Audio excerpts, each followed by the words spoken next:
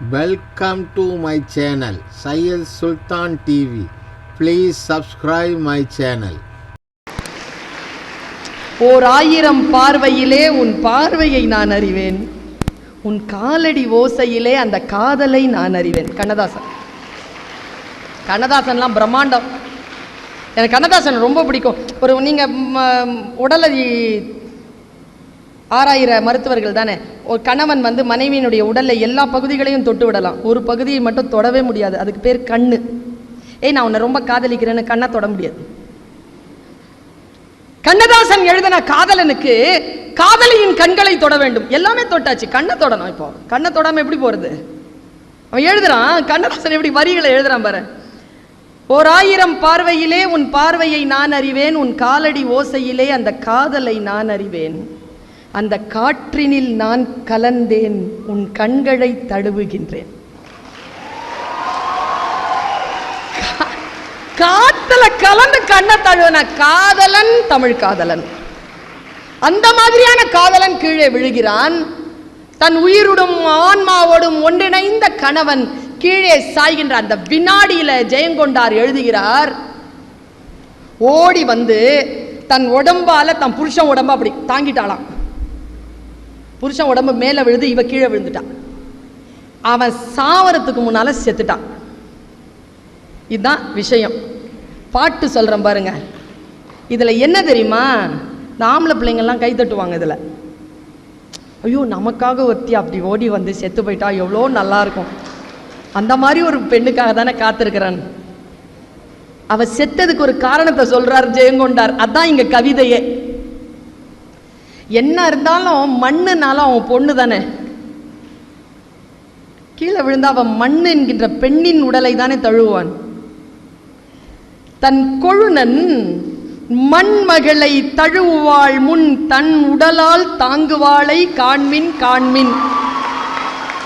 ஒரு பாயிண்டா. அடுத்த பாயிண்ட், இந்த மாதிரி வீர மரணம் அடைஞ்சி மேல் லோகத்துக்கு போயிட்டாங்கன்னா அவங்களுக்கு தான் கண்ணழகிகளும் உடல் அழகிகளும் பரிசாக இறைவனால் கொடுக்கப்படுமே. ஊர்வசி, ரம்ப, மேனக்க எல்லாம் அங்க நின்று உங்களை வரவேற்பாங்க, நீங்க இங்க வீர மரணம் அடைஞ்சா அப்படின்ட்டு ஒரு ஐதீகம் இருக்கு இல்லையா? அதனால தன் கணவன் செத்துட்டானா அங்க போன உடனே யாராவது ஒரு பெண்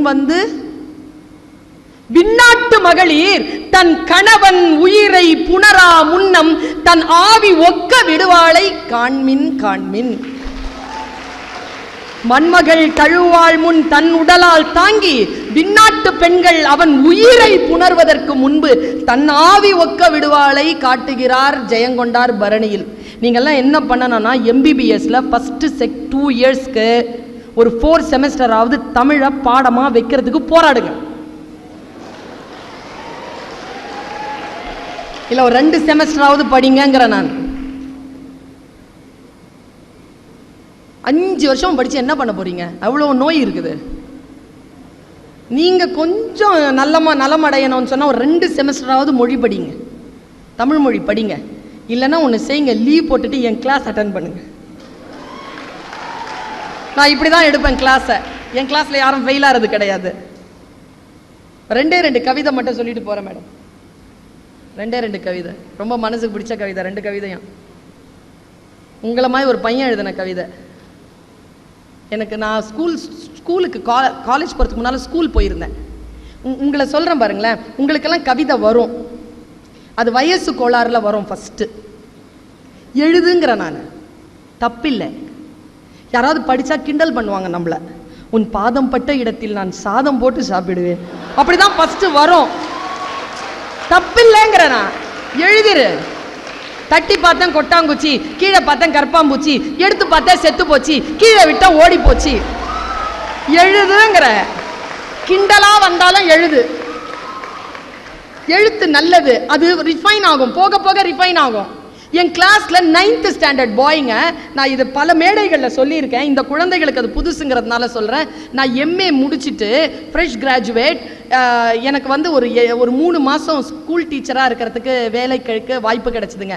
நான் கொஞ்சம் வறுமையில் இருந்தவன், எனக்கு என் பெட்ரோலுக்கு காசு வேணும். அதனால் நான் காலேஜில் யூனிவர்சிட்டியில் பர்மிஷன் வாங்கிட்டு இங்கே போய் ஜாயின் பண்ணேங்க.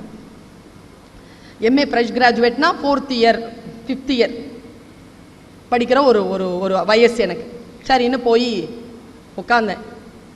டிபார்ட்மெண்ட்டில் சரியான வரவேற்பு இல்லை ஸ்கூலில், ஏன்னா புது ஆள் வந்திருக்கு உள்ளன்னு. 3 மாதம் இருக்க போகிறேன் வேற. அது ஆட்டிடியூட் காட்டுவாங்கல்ல, இங்கெல்லாம் எப்படின்னு தெரில, அங்கே காட்டுவாங்க, பயங்கரமாக காட்டுவாங்க. நான் சரின்னு உட்காந்துட்டு இருந்தேன். எல்லாரும் போயிட்டாங்க, எனக்கு கிளாஸ் இல்லை. ஒரு நல்ல வளர்த்தியான ஒரு பையங்க, வளர்த்தியான ஒரு பையன் அப்படியே போனான், கிராஸ் பண்ணான், நின்று இப்படி பின்னால் வந்தான் பாருங்க. வந்து இப்படி பார்த்தான். எவ்வளோ பயமாக இருக்கும் தெரியுமா? அப்போது திக்குன்னுச்சு எனக்கு. சரி நம்ம போயிட்டான். மறுபடி இப்படி கொஞ்ச நேரம் பார்த்துட்டு போயிட்டான். அப்புறம் அவன் கிளாஸில் போனால் அவன் இருக்கிறான் பின்னால். நான் அறத்துப்பால் நடத்திட்டு இருக்கிறேன். பின்னால் உட்காந்து குடு குடு குடுக்குன்னு ஏதோ எழுதுறான். நான் இப்படி பேசினா இப்படி இருக்கணும், அவை யாராவது ஏதாவது குனிஞ்சு ஏதாவது வேலை செஞ்சால் கண்டுபிடிச்சிருவேன். இருக்கக்கூடாது அப்படி. என் கிளாஸ் அப்படி இருக்காது. அப்படி தீப்பத்தி போட்டால் அப்படி பற்றி எரியும், குப்புன்னு எரியும், அப்படி இருக்கும் கிளாஸ். அப்படி பார்த்துட்டே இருக்கிறேன். அவன் குடு குடு குடு குடுன்னு ஏதோ எழுதுறான். கொஞ்ச நேரத்துக்கு முன்னாடி இந்த தம்பி எழுதிட்டு இருந்துச்சு, எழுதிட்டே இருந்தான். வெறுப்பாக இருந்துச்சு. ஏய் என்னடா, யாரா அது, என்ன பண்ணுறாரு? அவன் எழுந்திருச்சுல, நீங்கள் பேசுகிறீங்க, நான் என்னன்னு கேட்டேனா அப்படின்னு உட்காடுறான். இந்த பாரு, நான் வெளியில் வந்தால் தான் பயந்த மாதிரி நடிப்பேன், மேடையிலலாம் வந்துட்டேன், கிளாஸ்லலாம் வந்துட்டேன்னா சிங்கம் புலி யானை கூட ஒன்றும் பண்ண முடியாது, அந்த அளவுக்கு இருப்பேன் ஃபோர்ஸ்ஃபுல்லாக. அவன் என்ன பண்ணிட்டான், மறுபடியும் குடுக்குடுன்னு இருந்தான். இந்த மாதிரி ஒரு பையன் என்ன பண்ணா, பின்னால் பக்கத்தில் உட்காந்துருந்தவன் கவிதை எழுதுறான் மிஸ் அப்படின்ட்டு அவன் டைரியை புழுங்கிட்டு வந்து என்கிட்ட கொடுத்துட்டு முன்னால் உட்காந்துட்டான் உஷாரா, பின்னால் போன அடிப்பான்ட்டு. நான் பிரித்து படிக்கிறேங்க என்ன எழுதுறான்ட்டு. 14 வயசு மேடம், 14 years. பியூட்டிஃபுல்லாக ஒரு, எனக்கு ஃபோட்டோகிராஃபிக்கல் மெமரி. எனக்கு ஒரு 500-600 கம்பராமாயண பாட்டு தெரியும், பார்த்தா மனப்பாடம் ஆகிடும். இப்படி எதுனா அப்சர்வேஷன் தான், அதான் வந்து வெற்றியின் ரகசியம், வேறு எதுவுமே கிடையாது. ப்ரொஃபஷ்னலுக்கான சீக்ரெட்டே அதுதான், அப்சர்வேஷன் ஆனில் இருக்கணும், ஆர்டிகுலேஷன் பண்ணணும், அதுதான். அது பண்ணிடுவேன் நான். அப்படியே கப்புன்னு மனப்பாடம் ஆயிடுச்சு. ஃபோட்டோகிராஃபிக்கல் மெமரி இதுதான். 4 வித பண்புகளும் இருக்கும், ஃப்ரெஷ்ஷாக எழுதியிருக்கான். 4 வித பண்புகளும் இருக்கும், அவள் நாவசைய 4 முறை பிறக்கும். 14 வயசு, 9th ஸ்டாண்டர்ட். 4 வித பண்புகளும் இருக்கும், அவள் நாவசைய 4 முறை பிறக்கும், விழி சந்திரனோ சூரியனோ என்று தினம் மையமெழ கண்களிலே ஜாடை பல தெரிக்கும், உடல் சிலிர்க்கும். அன்றொரு நாள் பெண்ணவளை பார்த்தேன், அன்றொரு நாள் பெண்ணவளை பார்த்தேன், அந்த பெண் அழகை கண்டு மனம் வேர்த்தேன். இனிசை வெண்பா டேஷ் போட்டு அட அட பீடி வாங்க காசு இல்லை, பென்சு வண்டி யோசனையா என்று மனம் சொன்னவுடன் மறந்தேன், உடனே இறந்தேன் என்று எழுது. எனக்கு எங்கிருந்து தான் கலவரமாச்சுன்னு தெரியல, புத்தி நேரம் திருக்குறளெல்லாம் அப்புறமா பார்த்துக்கலாம், மூடி. ஏய் வெள்ளவான், நீ நம்ம ஜாதிக்கார பயலா இருக்கிற, கவிதை எழுதுற, சொல்லு என்னது என்னது இது? மேஸ் தந்துருங்க மேஸ், இன்னைக்கு தான் நீங்கள் வந்திருக்கிறீங்க, உங்களை காலையில் தான் நான் பார்த்தேன், கொடுத்துருங்க. என்னை பற்றி உங்களுக்கு தெரியாதே, எல்லாம் தெரியும், யாரா இது, என்னது இது? Mass I am a bad boy அப்படின்னு பாரு. நானும் பாய் தான், சொல்லு எது கேட்குறீங்க? சூப்பராக இருக்குடா, குழந்தை மாதிரி ஆனாம் பாருங்க சட்டுன்னு. நிஜமாவா மிஸ் அப்படின்னா? ஆமாடா சூப்பராக இருக்குடா. யாருக்கிட்டையும் சொல்ல மாட்டீங்களே? சொல்ல மாட்டேன்டா. பிரின்சிபல் கிட்ட போட்டு கொடுக்க மாட்டீங்களே? போட்டு கொடுக்க மாட்டேன்டா. பேர் சுஜாதா மிஸ் +2 சொன்னா சார். நான் சொன்னேன் எப்படிடா +2ங்கிற, நீ 9th ஸ்டாண்டர்ட் இருக்கு. நான் 3 வருஷம் ஃபெயில் மிஸ். பாரு, அந்த ஞாபகத்தில் இவன் ஃபெயிலாக இருக்கிறான். அவனை வழிபடுத்துறதுக்கு யாரும் இல்லை, மொழியை அவனை சரி செய்வதற்கு நல்ல ஆசிரியர் இல்லை. நான் சொன்னேன், பார் இந்த பொண்ணெல்லாம் தூக்கி வை, அது ஒரு இன்ஸ்பிரேஷனாக வச்சுக்கோ. இந்த கவிதை உன்ன மாதிரி யாருக்கும் வராதரா, எழுதுறியா? எனக்கு எழுத வருது மிஸ், ஆனால் எனக்கு சரியாக தெரியல மிஸ், நீங்கள் சொல்லித்தரீங்களா? மிஸ் என்னோடலாம் நின்று பேசாதீங்க, உங்களை கெட்டதுன்னு சொல்லிவிடுவாங்க, நீங்கள் சொல்லுங்கள், நான் ஏதாவது ஒரு இடத்துல வந்து உங்ககிட்ட பேசுகிறேன். ஒன்றும் இல்லை, நீ ஸ்டாஃப் ரூம்க்கே வந்து பேசு. ஸ்டாஃப் ரூம்க்கெல்லாம் வந்து பேசுடா, நான் பார்க்குறேன், வந்து பேசு. வந்தான் உட்காந்தான். நான் சொன்னேன், நல்லா எழுதுற, ராகத்துக்கு எழுதுவியா? தெரியாது மிஸ், தத்தகாரம் போடுறேன், எழுதுவியா? தெரியாத மிஸ், நான் சொல்லித்தரேன், எழுதுவியா? எழுதுறேன் மிஸ். எழுதுனா நீங்கள் எனக்கு என்ன தருவீங்க அப்படின்றான். இந்த குழந்தைல உனக்கு என்னடா வேணும்? அவன் என்ன தெரியுமா அங்கே கேட்டான்? பாரதிதாசன் கவிதைகள் கேட்டாங்க. 9th ஸ்டாண்டர்ட் பாய் என்கிட்ட கேட்டது பாரதிதாசன் கவிதைகள். வாங்கி தரேன்டா, உனக்கு வாங்கி தரேன். சுந்தரராமசாமியின் புளிய மரத்தின் கதை இருக்கு, அதையும் படி, அதையும் வாங்கி தரேன்னு சொன்னேன். அது என்னன்னு தெரியாது மிஸ். படி, வாசிப்பு பழக்கத்தை வச்சுக்கோ. உங்களுக்கு இன்னைக்கு சொல்றேன், நூல்னு பேர் வச்சான் பார் தமிழன் புக்குக்கு. ஏன் யோசிச்சு பார்த்துருக்கீங்களா? வலம்புரி ஜான் சொன்னாரு, காதுகள் என்கின்ற இந்த துளைகளில் நல்ல நூல் நுழைந்தால் என்ன நடக்கும் அப்படிங்கிறத சொல்றதுக்கு சொல்றார். ஊசியின் காதுகளில் நூல் நுழைந்தால் அது ஆடையின் கிழிசல்களை தைக்கும். நல்ல காதுகள் என்கின்ற இந்த துளைகளில் நல்ல நூல்கள் நுழைந்தால் இதயத்தில் இருக்கக்கூடிய கிழிசல்கள் தைக்க உதவும். அதனால் நூல் என்று பெயர் வைத்தான் தமிழன். நூல் வாசிக்கணுங்க. ஒரு நூலுக்கு நாம் செய்யக்கூடிய ஆகப்பெரிய அவமரியாதை அதை வாசிக்காமல் இருப்பதுதான். இதுவரைக்கும் நீங்கள் எந்த நூலையும் காசு கொடுத்து வாங்கியதே கிடையாது. வாங்கியது எல்லாம் காகித கூலியும் அச்சுக்கூலியும் தவிர எந்த நூலையும் காசு கொடுத்து உங்களால் வாங்கிவிடவே முடியாது. சிந்தனைகளை எப்படி பணம் கொடுத்து வாங்க முடியும்? அவ்வளவு உயர்ந்தது புத்தகங்கள். அவன் புத்தகத்தை கேட்டான், தரேன்டான. எப்படி மிஸ் எழுதுறது? ஒரு பாட்டு சொல்றேன்டா, எழுது நீ. தான தனந்தன தான தனந்தன தானா தன தான தனந்தன தான தனந்தன தானா. தெரியல மிஸ். சரி, இப்படி சொல்றேன், அந்த வயசு பையனுக்கு புரியுற மாதிரி. அவ வானத்து நிலாவை வளைச்சி போட்டு வச்சிருக்கா பொட்டு. அவ வானத்து நிலாவை வளைச்சி போட்டு வச்சிருக்கா பொட்டு, அது அத்தா மனசை தொட்டு. இவ்வளவுதான் கவிதை. எழுதுவியான? விட்டுருங்க மிஸ், நான் எழுதிக்கிறேன்ட்டான். விட்டுருங்க நான் எழுதிக்கிறேன்ட்டான். எழுதிட்டு வந்தாங்க. அதை சொல்லிட்டு நான் நான் போறேன். எழுதுங்க குழந்தைகளை, படியுங்க, எழுதுங்க. உங்களுக்கு என்று ஒரு உலகத்தை உருவாக்கி கொள்ளுங்கள். ரொம்ப நேரம் ஃப்ரெண்ட்ஸோடையே இருக்காதீங்க. தனிமையில் புத்தகத்தோடு இருங்கள், வாசிங்க. ரொம்ப அற்புதமான ஒரு ஃபீல். வகுப்பறைகளில் இருந்து வெளியேறி நூலகங்களில் உங்களுடைய துறை சார்ந்த நூல்களை மட்டும் வாசிக்காமல் இலக்கியங்களை வாசித்து அதில் கொஞ்ச நேரம் அப்படி இளைப்பாரி கொண்டு வாருங்கள். அது உங்களுக்கு ஆயுளை கூட்டி தரும், உங்களுக்கு சக்தி நிலையை கூட்டி தரும். நான் சொல்லுகிறேன். அவன் குழந்தை வந்து அடுத்த நாள் டைரி கொடுத்தான், எழுதியிருந்தாங்க. அதுவும் எனக்கு போட்டோகிராஃபிக்கல் மெமரி, அப்படியே சொல்றேன். கண்ணுக்குள்ளி இருக்கு காவேரி போல காத்து இருக்கும் பொண்ணே. அந்த பொண்ணை பத்தி தான் எழுதியிருக்கிறான்.